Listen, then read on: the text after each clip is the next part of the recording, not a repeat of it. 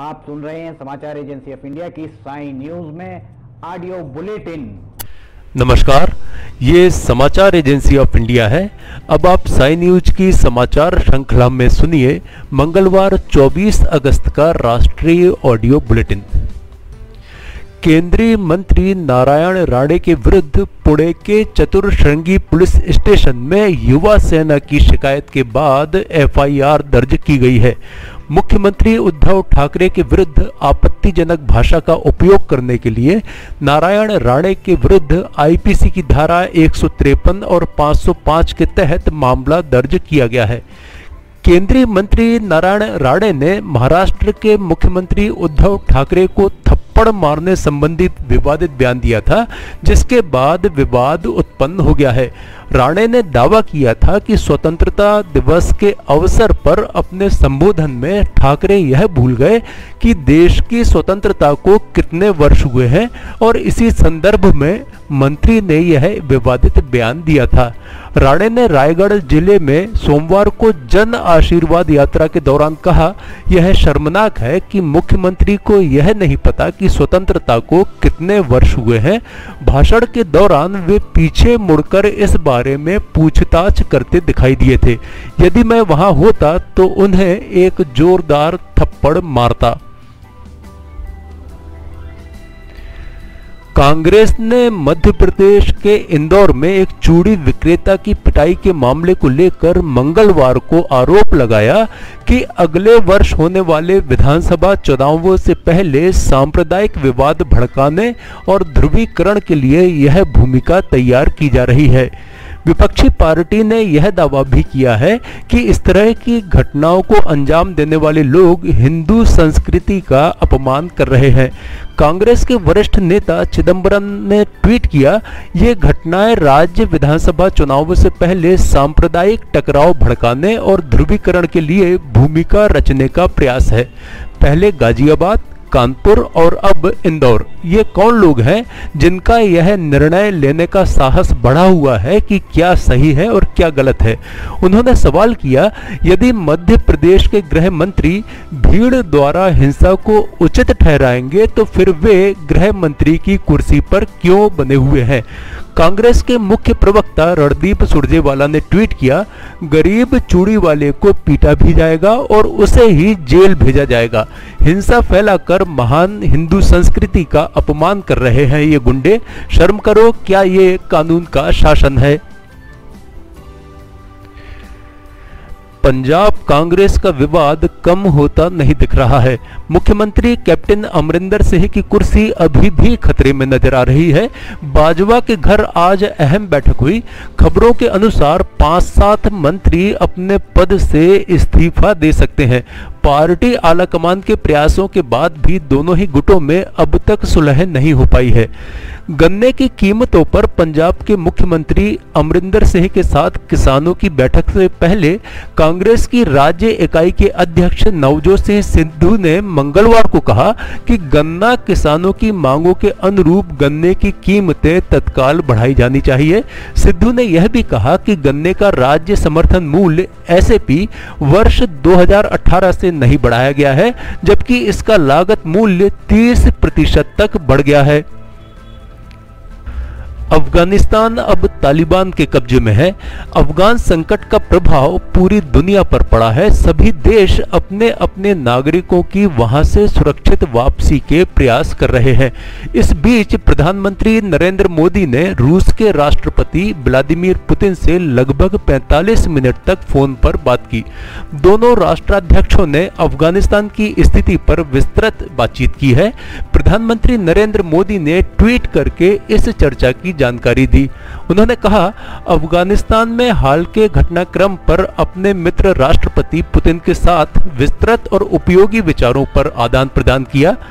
हमने द्विपक्षीय एजेंडे के मुद्दों पर भी चर्चा की, जिसमें कोविड-19 के विरुद्ध भारत रूस सहयोग शामिल है। हम महत्वपूर्ण मुद्दों पर करीबी परामर्श जारी रखने पर सहमत हुए हैं।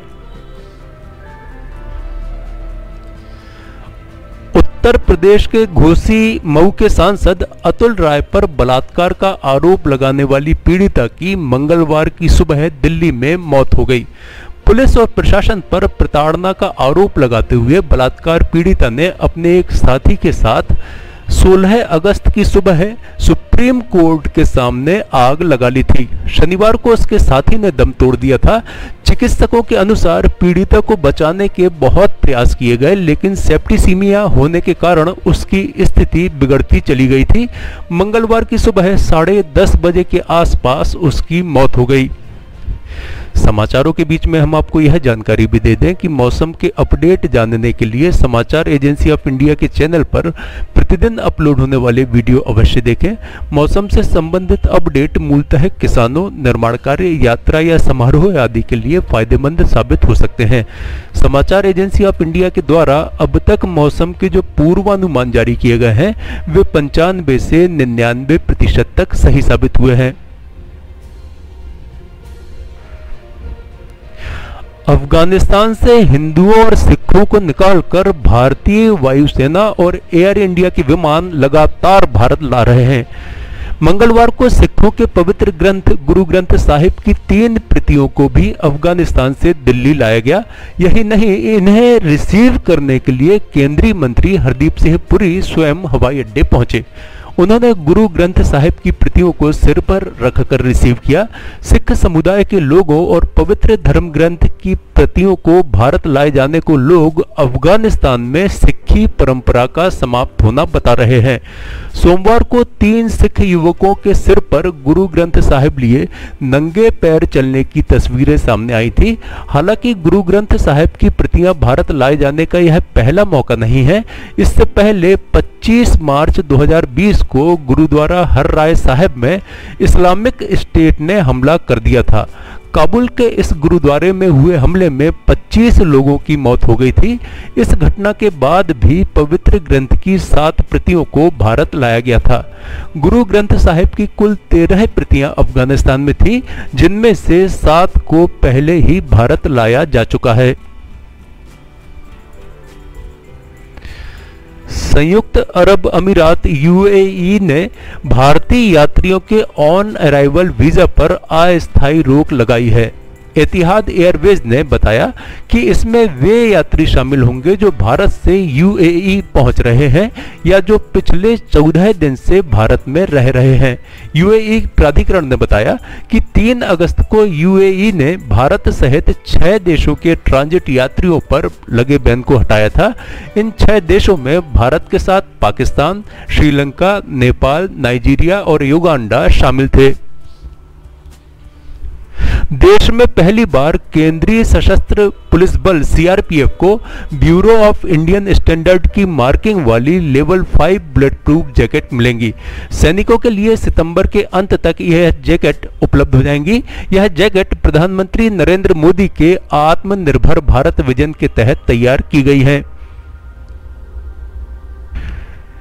पंजाब के मुख्यमंत्री कैप्टन अमरिंदर सिंह और कांग्रेस अध्यक्ष नवजोत सिद्धू के सलाहकारों के बीच जंग थम नहीं रही है।